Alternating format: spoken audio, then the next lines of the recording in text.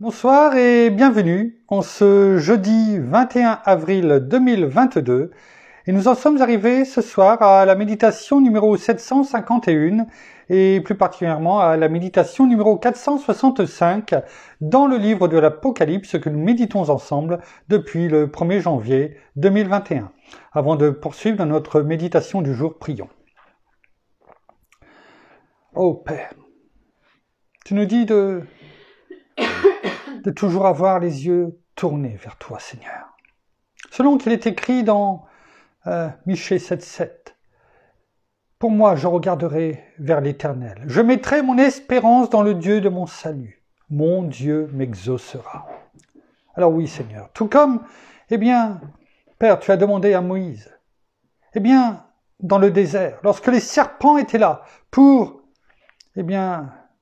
piquer, punir, la rébellion de tout ton peuple, tu as dit, un serpent d'airain, et que tous ceux qui regarderaient, ce serpent serait guéri. Nous avons vu, Seigneur, que de même, comme Moïse éleva le serpent dans le désert, tu as été élevé. Tu as été élevé sur la croix, afin que tous ceux qui regardent à toi, qui se repentent amèrement, aient le salut. Comme nous l'avons vu ces derniers temps, ce salut, sozo, qui veut dire non seulement le salut, bien sûr, mais aussi la guérison. Et nous voyons au travers de cela, ce que tu as toujours voulu faire dans ta parole. Alors, gardons les yeux fixés sur toi, Seigneur, car c'est en toi que nous avons toute plénitude, toute guérison, tout salut. En toi, nous avons la plénitude. Notre Père, de la mettre en toi. Alors, une fois de plus, montre-nous, bien-aimé Saint-Esprit, dans le nom de Jésus, au travers de ta parole, enseigne-nous, afin que nous gardions toujours, nos yeux rivés sur toi, fixés sur toi, Seigneur Jésus. Que cela soit pour ta gloire, Père, dans le nom de Jésus. Amen. Nous faisons, comme chaque jour depuis quelque temps, face à des coupures intempestives de plus en plus nombreuses, mais autant hier nous n'avons pas pu faire la méditation tellement il y en avait, autant je suis persuadé qu'aujourd'hui, quoi qu'il arrive, nous déclarerons et proclamerons la parole. Alors reprenons où nous en étions dans le chapitre 4, versets 8 et 9, dans le livre de l'Apocalypse. Reprenons ces versets 8 et 9, chapitre 4, dans le livre de l'Apocalypse. Il est écrit, « Les quatre êtres ont chacun 6 ailes, et ils sont remplis d'yeux tout autour et au-dedans. Ils ne cessent de dire jour et nuit, Saint, Saint, Saint est le Seigneur Dieu le Tout-Puissant, qui était, qui est et qui vient. Et quand les êtres vivants rendront gloire, honneur et action de grâce à celui qui est assis sur le trône, à celui qui vit au siècle des siècles. » Alors, nous voyons que les quatre êtres vivants, rendent gloire, ne cessent de rendre gloire nuit et jour. Et nous l'avons vu tout ça, nous l'avons médité. Mais on a pu voir également, notamment en parlant de cet ange, ce chérubin, dans Ézéchiel, chapitre 28, versets 12 à 17, nous avons pu voir qu'il y en a eu un autre qui a été créé parfait. Rien ne lui manquait. Et tout, il était même sur la montagne de Dieu. Il avait été posé là avant même qu'il soit créé. Il avait toutes choses. Et il a marché. Il a marché parfaitement dans la droiture jusqu'au jour où l'orgueil, l'amertume, l'arrogance l'a saisi parce qu'il voulait prendre la place de Dieu. Lucifer, son nom, et qui a été jeté au-delà de ce que l'apôtre Jean nous montre dans ce chapitre 4. Le royaume de Dieu, là où il est, là où il siège et où notre Seigneur siège à ses côtés. Il a été renvoyé de cette pas parti tout seul, il est parti avec un tiers des anges, c'est ce que nous avions vu, et reprenons-le, dans Apocalypse chapitre 12, versets 3 et 4, pour nous remémorer ce que nous avions dit. Apocalypse chapitre 12, versets 3 et 4. Apocalypse chapitre 12, versets 3 et 4, il est écrit « Un autre signe apparut dans le ciel, et voici un grand dragon, rouge feu, qui avait 7 têtes et 10 cornes, et sur sa tête, et sur 7 têtes, 7 diadèmes. Sa queue du dragon entraînait les tiers des étoiles du ciel, et les jeux. Le dragon se tint debout devant la femme qui allait enfanter, afin de dévorer son enfant dès qu'elle l'aurait enfanté. Eh bien, ici, on voit bien le dragon, ce dragon qui incarne Satan, une fois que c'est le nom qu'il a pris, l'adversaire, eh bien, qu'il a pris lorsqu'il a été... Donc, Satan qui a été, renvoyé de ce troisième ciel, qui a été envoyé sur la terre et qui incarne, bien sûr, ce dragon qui incarne Satan, le diable. Et les étoiles, bien sûr, nous avons pu le comprendre, symbolisent les anges, le tiers en tout cas, le nombre, c'est ce nombre qui ont suivi Satan. Regardons dans ce même chapitre 12, au verset 9, ce qui est écrit. Il fut précipité, le grand serpent ancien, appelé le diable et Satan, celui qui séduit toute la terre habitée. Il fut précipité sur la terre et ses anges furent précipités avec lui. La parole est claire. La parole est claire à ce sujet. Nous avons pu voir au travers de ce chapitre 12, versets 3 et 4 et verset 9, ce que la parole nous dit. Il n'y a aucun doute. Alors oui, Satan, le diable est le grand dragon, le serpent ancien, menteur et père du mensonge. Celui qui séduit tout le monde, la parole nous le dit, le prince, le Dieu de ce monde, l'accusateur de nos frères et sœurs, de chacun d'entre nous, enfants de Dieu, celui qui a trompé, Ève par sa ruse, comme un lion rugissant, en de colère. Satan et ses démons dominent les gouvernements de ce monde et trompent les gens avec de fausses croyances. Il est écrit que Satan est rusé et se déguise en ange de lumière. Regardons ce qui est écrit dans la parole dans 2 Corinthiens chapitre 4. 2 Corinthiens, chapitre 4, versets 3 et 4. On va le prendre dans quelques versions. 2 Corinthiens, deuxième épître aux Corinthiens, chapitre 4, versets 3 et 4. Il est écrit, « L'évangile est encore voilé. Il est voilé pour ceux qui périssent. » On comprend cela. Verset 4. « Pour les incrédules, dont le Dieu de ce siècle, avec un petit d, a aveuglé les pensées, afin qu'ils ne voient pas resplendir le glorieux évangile du Christ, qui est l'image de Dieu, bien sûr, avec un D majuscule. On voit bien, tout ce que l'on vient dire est conforté, confirmé, s'il y en avait besoin, bien entendu, par la parole de Dieu. Alors, regardons ce même verset en Nouvelle Français courant et suivi de la parole de vie. Nouvelle Français courant. Si la bonne nouvelle que nous annonçons est recouverte d'un voile, elle ne l'est que pour ceux qui se perdent, ceux qui ne prennent pas le bon chemin, ceux qui prennent des voies tortueuses. Ils ne croient pas parce que Satan, le Dieu de ce monde, a aveuglé leur intelligence. Il les empêche, écoutons bien, il les empêche de voir la lumière diffusée par la bonne nouvelle de la gloire du Christ, lequel est l'image même de Dieu. Parole de vie, il est écrit, pourtant, notre bonne nouvelle reste cachée pour certains, pour ceux qui perdent leur vie loin de Dieu et qui ne croient pas. Le Dieu, petit d, mauvais de ce monde, a rendu leur intelligence aveugle.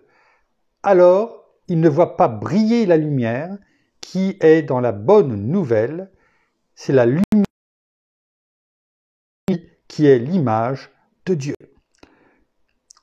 Que pouvons-nous voir dans ces 2 versets ? eh bien, quel que soit, bien sûr, c'est dit dans un angle différent, mais la parole dit toujours la même chose. Eh bien, l'ennemi veut nous rendre aveugles. Il se cache, il veut nous rendre aveugles, il nous rend même aveugles, et il nous empêche de voir la lumière diffusée par la bonne nouvelle. Et, vous savez, vous avez l'habitude maintenant, avec mon épouse, on regarde régulièrement, de temps en temps en tout cas, eh bien des reportages. Et on en a vu un, eh bien il y a concernant, eh bien le tigre. Le tigre, et j'ai appris quelque chose de formidable, parce que cela reflète un petit peu la façon dont notre ennemi, eh bien, nous joue. En tout cas, essaie de nous jouer, et surtout, bien sûr, les enfants de Dieu, mais pas que. Bien sûr, tous ceux qui, comment dirais-je, ne croient pas, comme la parole le dit. Mais aussi parce qu'il jette son dévolu sur les enfants de Dieu. Et c'est pourquoi, eh bien, cette image que je vais vous donner, en tout cas qui m'a été montrée au travers de ce reportage, est extrêmement, eh bien, parlante. Le tigre, eh bien, on le voyait, eh bien, essayer, parce que sa nourriture, eh bien, comment dirais-je, lui qui est carnivore, eh bien, sa nourriture préférée, c'est, eh bien, les ongulés. C'est qui? Les ongulés, c'est toute la famille des cerfs, des sangliers, enfin, toute cette famille-là. Et il faut savoir que, comme beaucoup de mammifères, eh bien, ces cerfs, ces sangliers, en tout cas, tous ces animaux de la même famille sont dichromates. Ça veut dire qu'ils n'ont que deux types de récepteurs de couleurs visuelles qui fonctionnent dans les yeux. Et notamment, eh bien, ils ne peuvent pas voir un tigre avec sa couleur, je dirais, jaune et rouge, orangé en tout cas. Ils ne peuvent pas le voir parce qu'ils ne distinguent pas cette couleur parce qu'ils sont dichromates. Orangé, rouge du tigre, eh bien, il ne la voit qu'en vert. Et c'est pourquoi, eh bien, le tigre, eh bien, essaye toujours de chasser, eh bien, notamment dans tout ce qui est endroit boisé, la forêt, etc. Parce que ses proies ne le voient pas arriver. Et donc, c'est plus facile pour le tigre, donc, eh bien, de s'attaquer à ces cerfs, à ces sangliers, enfin là, le reportage, c'était des cerfs. Et ces cerfs sont voués finalement à se faire avoir, parce qu'ils ne le voient pas arriver, et quand ils le voient, c'est fini, c'est trop tard.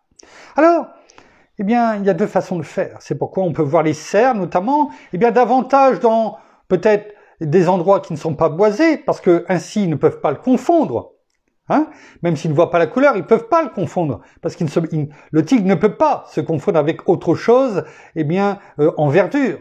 Mais quand ils sont en tout cas dans les endroits boisés, eh bien, ces cerfs, ces sangliers en tout cas, mais là ces cerfs, eh bien, s'arrangent pour que toujours il y ait d'autres animaux avec lui, eh bien, avec eux en tout cas, et qui ne sont pas dichromates. Et là, notamment, c'était des singes. Et ces singes, en tout cas, ces petits singes de la famille, en tout cas des singes, eh bien, eux, par contre, le voient. Et aussitôt qu'ils le voient, eh bien, donnent l'alerte. Et ainsi, eh bien, ces cerfs peuvent se sauver. Et ainsi, eh bien, le tigre, la plupart du temps, eh bien, quand il part à la chasse, eh bien, 9 fois sur 10, il n'arrive pas à attraper sa proie. Mais il revient et il persévère. Et c'est un peu comme nous en tant qu'enfants de Dieu. Nous devons faire attention. Il le dit ici, la parole le dit. Eh bien, nous ne devons pas être aveuglés. Mais il essaye en tout cas, il essaie de nous aveugler, de ne pas qu'on le voit arriver. Et il est là. Et la parole le dit, eh bien, il rôde comme un lion rugissant. Là, c'était l'exemple du tigre, mais qu'importe. Il rôde comme un lion rugissant, cherchant qui il va dévorer. Et la parole, eh bien, nous parle pour nous aussi, surtout nous, en tant qu'enfants de Dieu. Parce que nous devons ne pas être dichromates, mais en tant qu'être humain, déjà nous sommes trichromates, c'est-à-dire que nous avons ce troisième récepteur qui nous permet de voir la couleur jaune orangée, et donc il ne peut pas se cacher. Mais je dirais que spirituellement nous devons être trichromates. Encore plus nous devons avoir le Saint-Esprit qui nous donne ce don du discernement. Ce don du discernement qui est là finalement pour nous dire, quand nous le voyons pas arriver, attention, alerte. Il est là.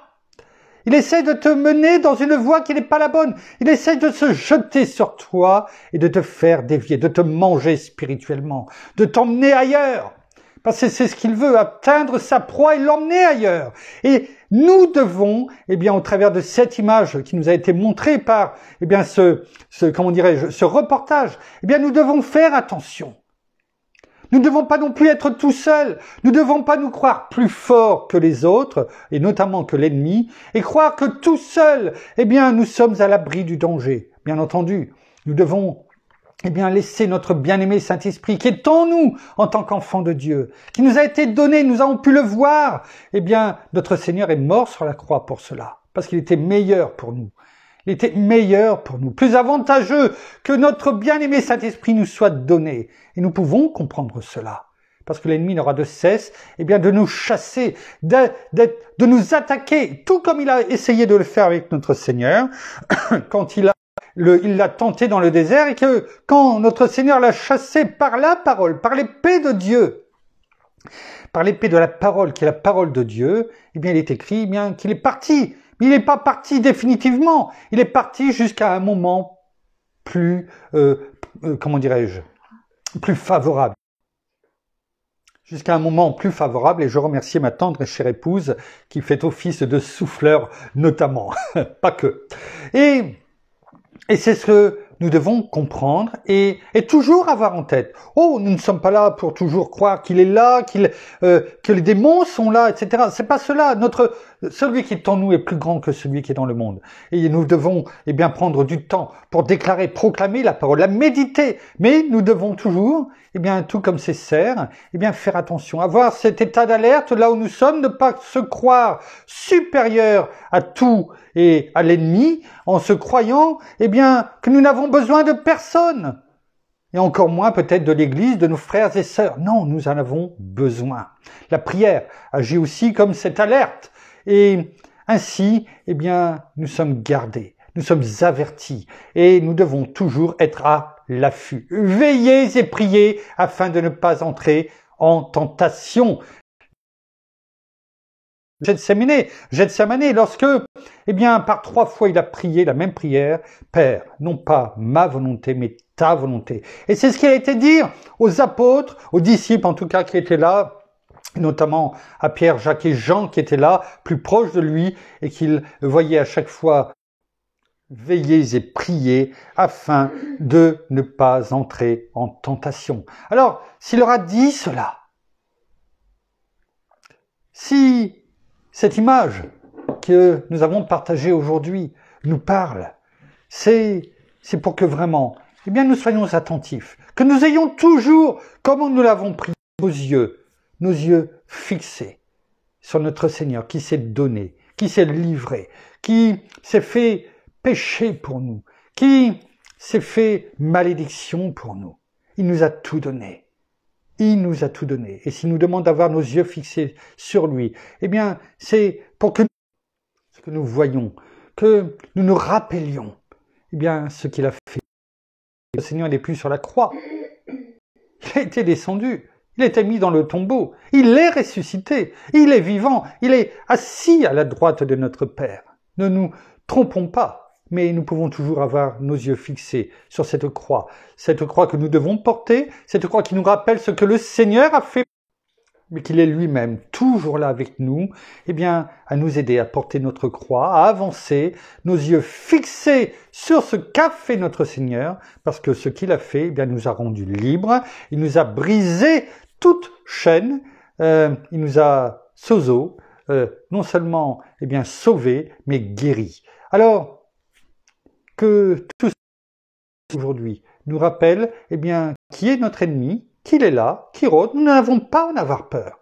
parce que celui qui est en nous est plus grand que celui qui est dans le monde, parce que notre Seigneur l'a vaincu à la croix, parce qu'il a été mis sur la place publique, parce qu'il a été cloué à la croix avec notre Seigneur, tout comme notre vieille nature, et il n'y a plus de condamnation pour celui qui marche en Christ Jésus, et non selon la chair. Merci Père, merci Seigneur, merci bien-aimé Saint-Esprit une fois de plus. Malgré toutes ces coupures, eh bien, nous avons pu déclarer et proclamer la parole comme nous l'avions déclaré et proclamé, parce que, eh bien, tu as tellement de choses à nous dire, à nous enseigner, afin que nous marchions comme nous l'avons entendu dans la lumière, car celle-ci n'est jamais voilée pour tes enfants. Merci. Nous terminons par la prière. Merci Seigneur, et bien encore pour ta parole de ce soir. Merci pour tout ce que tu nous donnes jour après jour. Merci parce que nous pouvons avoir ce moment privilégié avec toi où nous pouvons t'écouter, nous pouvons t'entendre, où nous pouvons aussi recevoir, mais aussi où nous pouvons aussi apporter à tous ceux qui ne te connaissent peut-être pas aujourd'hui ou qui viennent peut-être de te rencontrer ou de t'accepter dans leur cœur, ou même de nos frères et sœurs. Merci vraiment pour tout ce que tu fais pour chacun d'entre nous. Merci encore de nous donner cet esprit de révélation, mais aussi de discernement, avoir ce discernement dans nos vies, afin que, contre toute attaque, tu sois notre alarme, tu sois notre signal, Saint-Esprit, afin que nous puissions éviter de chuter, mais vraiment de nous reconcentrer, de nous centrer sur toi et sur ta voie, sur celle que tu as choisie pour chacun d'entre nous. Alors, soyez tous abondamment bénis, frères et sœurs, dans le nom de notre Seigneur Jésus-Christ. Amen. Amen. Merci. Voilà, ainsi s'achève la méditation de ce soir. Nous vous bénissons abondamment de toute bénédiction spirituelle dans les lieux célestes en Christ. Nous saluons nos amis au Québec, au Canada, en francophonie, en France, à Paris et tout autour de chez nous. Et nous vous souhaitons à toutes et à tous une excellente fin de journée pour certains, de soirée pour d'autres. En tout cas, à toutes et à tous une excellente nuit de repos dans la paix de notre Seigneur Jésus qui nous la donne abondamment. Et en attendant de vous retrouver demain pour la suite de nos méditations, soyez abondamment bénis. À demain. Au revoir.